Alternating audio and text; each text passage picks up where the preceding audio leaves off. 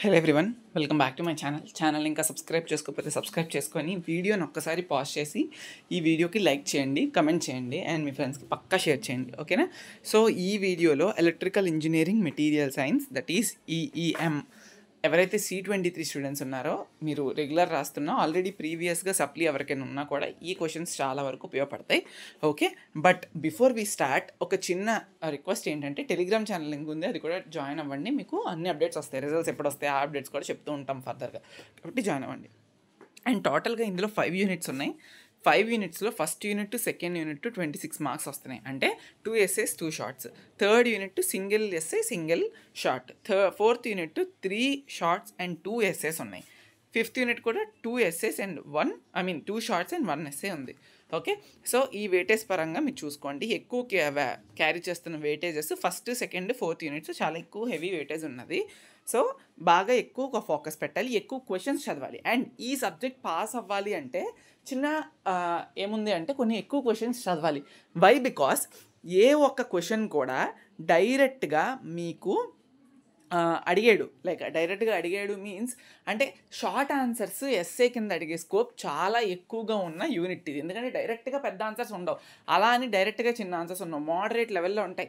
అవి షార్ట్స్కైనా అడగొచ్చు, ఎస్ఎస్కైనా అడగొచ్చు. కాబట్టి అలాంటి ఒక క్వశ్చన్ పేపర్ని మీరు అటెంప్ట్ చేయాలి. ఎందుకంటే మీరు ప్రీవియస్ క్వశ్చన్స్ చూసుకోవచ్చు, లేదా మీ సీనియర్స్కి క్వశ్చన్స్ చూసుకోవచ్చు, అన్నీ కూడా అలానే ఉంటాయి. It's combination of long and shorts. షార్ట్స్లో ఎస్ఎస్ అడుగుతాడు, ఎస్ఎస్లో షార్ట్స్ అడుగుతాడు. కాబట్టి చాలా కేర్ఫుల్గా మీరు ప్రిపేర్ అవ్వాలి, చాలా చాలా ఇంపార్టెంట్. Okay, important questions. ఇప్పుడు ఇంపార్టెంట్ క్వశ్చన్స్ చూద్దాం. First unit 2 essays 2 shorts. అందులో మీకు బాగా అడిగేవి నేను బాగా చెప్తా first. Okay, see here 1.14 explain the formation of P type semiconductor and N type semiconductor. ఇవి 2 essays. అర్థమవుతుందా? పీ టైప్ సెమీకండక్టర్ ఎలా ఫార్మ్ అవుతుంది అనేది ఒక essay, ఎన్ టైప్ సెమీకండక్టర్ ఎలా ఫార్మ్ అవుతుందో అని ఒక essay. ఇవి 2 కలిపైనా అడగొచ్చు డైరెక్ట్గా 10 మార్క్స్కి, లేదా 2 సపరేట్గా అంటే రెండిట్లో ఒకటైనా 10 మార్క్స్కి అడగొచ్చు. అర్థమైందా? కాబట్టి 2 ప్రిపేర్ అవ్వాలి, ఒకటి ప్రిపేర్ అయ్యి ఒకటి వదలకూడదు. పీ తెలిస్తే ఎన్ ఫార్మేషన్ అర్థమవుతుంది, అలానే అనుకోవాలి మీరు. ఓకే, సో ఫస్ట్ ఇంపార్టెంట్ వచ్చేసినప్పటికీ 1.14 చాలా చాలా చాలా ఇంపార్టెంట్, మళ్ళీ చెప్తున్నాను. ఓకే, నెక్స్ట్ వచ్చేసినప్పటికీ 1.6 mention the properties and applications of copper and aluminium. Okay, properties prepare అవ్వాలి. అల్యూమినియంకి, కాపర్కి ఉన్న ప్రాపర్టీస్ ఏంటి అండ్ వాటి యొక్క అప్లికేషన్స్ ఏంటి. రియల్ టైమ్ అప్లికేషన్స్ ఉంటాయి, మీరు బోల్డ్ గూగుల్లో వెళ్ళి తీసుకోవచ్చు, మీ టెక్స్ట్ బుక్స్లో తీసుకోవచ్చు, ఇంకేదైనా అదర్ సోర్సెస్లో తీసుకోవచ్చు. నీట్గా ప్రాపర్టీస్ ఒక 5 పాయింట్లు, అప్లికేషన్లో ఒక 5 పాయింట్లు, మొత్తం 10 పాయింట్లు అవుతాయి. కాపర్కి 10 పాయింట్లు, అల్యూమినియంకి 10 పాయింట్లు ప్రిపేర్ అయ్యి పెట్టుకోండి మీ దగ్గర. ఇది second important SA question. Okay, third వచ్చేసినప్పటికీ 1.9లో list the properties and applications of nichrome, tungsten, carbon అని ఉంది కదా. అందులో కూడా కార్బన్ ఎక్కువ సార్లు అడుగుతాడు. ఫస్ట్ మీరు చూడాల్సింది కార్బన్, ఆ తర్వాత నిక్రోమ్ అండ్ టంగ్స్టన్ చూడండి. ఓకే, బట్ మళ్ళీ చెప్తున్నాను, ఎక్కువ కార్బన్కి అడుగుతాడు. బాగా ఫోకస్డ్గా ప్రిపేర్ అవ్వండి. ఇందులో కూడా సేమ్ అంతే, ప్రాపర్టీస్ ఒక 5 పాయింట్లు, అప్లికేషన్స్ ఒక 5 పాయింట్లు ప్రిపేర్ అవ్వాలి. ఇవి హై రెసిస్టివ్ మెటీరియల్స్. ఇప్పటికీ నేను చెప్పినవి 3 చెప్పా. కార్బన్కి, కాపర్కి, అల్యూమినియంకి మెయిన్ ఫోకస్ పెట్టి అప్లికేషన్స్, ప్రాపర్టీస్ ప్రిపేర్ అవ్వండి. Formation of N type and formation of P type, ఇవి ఇప్పటి వరకు చెప్పిన ఇంపార్టెంట్ క్వశ్చన్స్. ఎస్ఐస్లో మ్యాక్సిమం స్కోప్ పెట్టి అడిగే క్వశ్చన్స్. ఇప్పుడు కొన్ని చెప్తాను, అవి షార్ట్స్ అయినా అడగొచ్చు, ఎస్ఐస్ అయినా అడగొచ్చు, కాబట్టి అవి కూడా ప్రిపేర్ అవ్వాలి మీరు. ఓకే, పక్కాగా ప్రిపేర్ అవ్వాలి. అవేంటి అంటే, ఫస్ట్ 1.12లో intrinsic semiconductor and extrinsic semiconductor యొక్క డెఫినేషన్స్ చదువుకోండి. ఆ తర్వాత 1.15లో P and N type semiconductor difference table చూసుకోవాలి. ఈ డిఫరెన్స్ టేబుల్ ఎలా ఉండొచ్చు అంటే, it might be a short, it might be a essay. ఆ తర్వాత ఏంటి అంటే, ఇంకా state the properties of conducting materials 1.2. ఇవి మీకు చదవాల్సిన షార్ట్స్. ఫస్ట్ చెప్పిన 3 డామ్ షూర్ ఎస్ఏ క్వశ్చన్స్కి వచ్చే ప్రాపర్టీస్ ఉన్నాయి, ఎక్కువ చాలాసార్లు అడిగేదానికి ఉన్నాయి. ఇప్పటి వరకు చెప్పిన చదువుకోండి, సరిపోతాయి. Next insulating materials and dielectric materials. ఇందులో కూడా మనకి 2 essays 2 షార్ట్స్ అడుగుతాడు.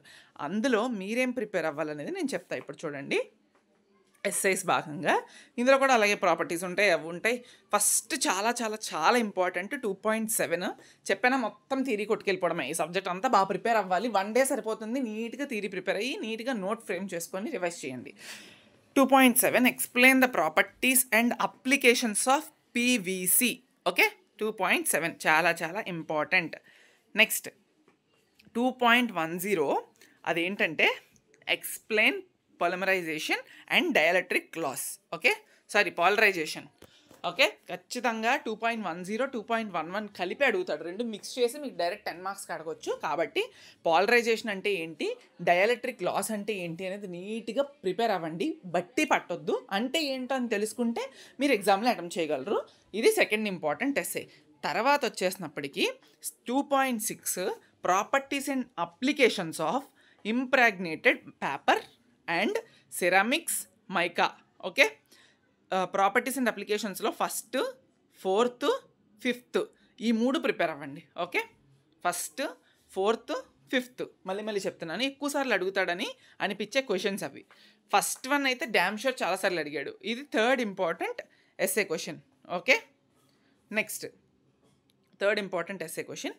నెక్స్ట్ వచ్చేసినప్పటికీ 2.2 energy level diagrams of conductor, insulator, semiconductor. Energy level diagrams ఉంటాయి అంటే కండక్షన్ లెవెల్కి, ఇన్సులేషన్ లెవెల్కి ఉంటాయి కదా, మనకు మధ్యలో గ్యాప్స్ ఉంటాయి కదా, ఆ లెవెల్స్ని చూపిస్తూ మనకి ఎనర్జీ గ్యాప్ ఎంత అవన్నీ కూడా చూపిస్తూ ఉంటాడు. కాబట్టి అవి చూసుకోండి. ఓకేనా, చాలా జాగ్రత్తగా చూసుకోవాలి.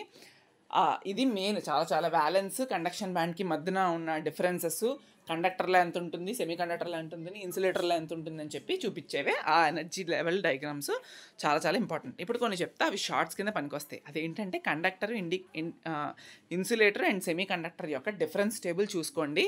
ఆ తర్వాత నెక్స్ట్ ఇంకేంటంటే అప్లికేషన్స్ ఆఫ్ డైఎలక్ట్రిక్స్ చూసుకోండి.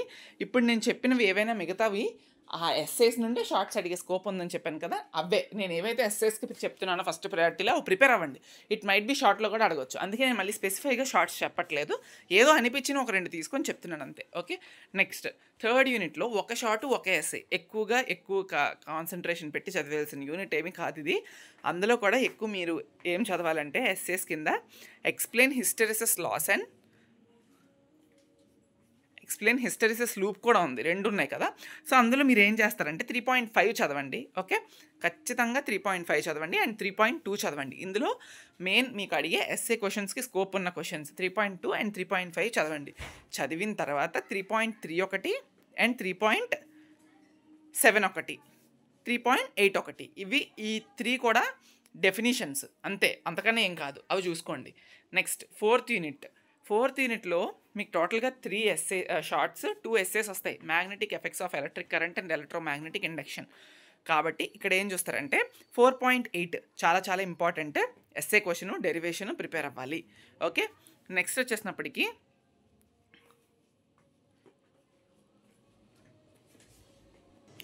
నెక్స్ట్ ఇంకా ఏంటి అంటే ఇప్పుడు ఆల్రెడీ చెప్పానా, అది ఫస్ట్ డెరివేషన్. తర్వాత 4.15 చాలా చాలా important, explain dynamically and statically induced EMF, అదొకటి. ఆ తర్వాత వచ్చేసినప్పటికి ఇంకా ఏంటి అంటే ఒక్క నిమిషం, ఒక క్వశ్చన్ నేను మిస్ అయ్యాను, చెప్తానండి. ఇక్కడ state Fleming's left hand rule అని ఉంది 4.9లో, అది and state Fleming right hand rule. Okay, ఆ 2 చదవాలి. Okay, Fleming's left and right hand rules చదవాలి, చాలా ఇంపార్టెంట్. తర్వాత Faraday's law of electromagnetic induction అదొకటి, లెన్స్ లా ఒకటి, అండ్ దెన్ ఇవి చదువుకోండి. ఫస్ట్ అయితే ఇవి చదవండి, అవి మీకు ఎస్ఏస్ కింద అడగడానికి స్కోప్ ఉన్నవి. ఓకే, ఫస్ట్ అవి అయితే చదువుకోండి. షార్ట్స్ విషయానికి వస్తే షార్ట్స్లో కూడా ఇప్పుడు నేను చెప్పిన వరకు అడగొచ్చు. దాంతోపాటుగా కూలూమ్స్ లా ఆఫ్ మ్యాగ్నెటిజం 4.1 ఉంది, 4.2 ఒకటి ఉంది, అది కూడా చదవాలి షార్ట్కి. ఓకే, నెక్స్ట్ షార్ట్కి ఇంకేం చదువుతారంటే కోఫిషియంట్ ఆఫ్ కప్లింగ్ ఉంది. ఈ 3 షార్ట్కి ప్రిపేర్ అవ్వండి. ఓకే, ఇప్పటి వరకు నేను చెప్పినవి ఎస్ఏకైనా షార్ట్కైనా. ఎస్ఏ కింద అడిగాడు అనుకో, షార్ట్స్ని 2 కలిపి అడుగుతాడు, అందుకే నేను మళ్ళీ స్పెసిఫై చేయట్లేదు, ఇంపార్టెంట్ చెప్తున్నాను, మళ్ళీ చెప్తున్నాను. ఓకే, ఫస్ట్ చదవాల్సింది ఈ లెసన్లో అయితే Lenz law, Fleming's left and right hand rule, and then derivation ఒకటి చెప్పాను ఇక్కడ 4.8. Okay, and then dynamically and statically induced EMFs. ఇవి ఇంపార్టెంట్ ఎస్సేగా అడిగేవి. తర్వాత షార్ట్స్ కొన్ని చెప్పాను, అవి ప్రిపేర్ అవ్వండి. Okay, that's it. Next 5th యూనిట్లో మనకి 2 షార్ట్స్ అండ్ 1 ఎస్సే వస్తుంది. దీనికి ఎక్కువ కష్టపడొద్దు. 5.11 చాలా important. Equivalent capacitance when capacitors are connected in series and equivalent capacitance when capacitors are connected in parallel. చిన్న డయాగ్రామ్స్ వేసి series in capacitor, parallel in capacitor వేసి దాని యొక్క డెరివేషన్స్ డిరైవ్ చేయండి, చాలా ఇంపార్టెంట్.